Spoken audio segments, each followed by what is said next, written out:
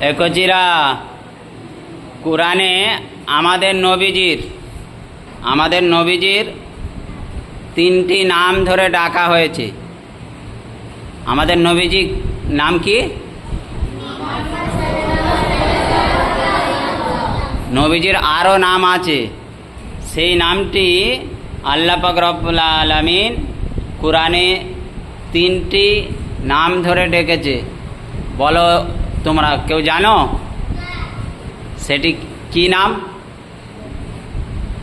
তিনটি সূরার প্রথমেই আছে, তিনটি সূরার প্রথমেই আছে সেই নামটি। কে বলতে পারবে? কাউসার না, কাউসার নয়। না, লাহাব তো কাফেরের না। না, একটা হয়েছে। আর না, একটা।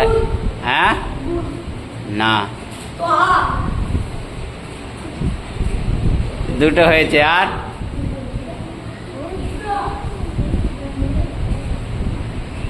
আর আর যিনারা দেখছেন যদি বলতে পারেন কমেন্ট করে, না যদি বলতে পারেন কমেন্ট করে জানাবেন।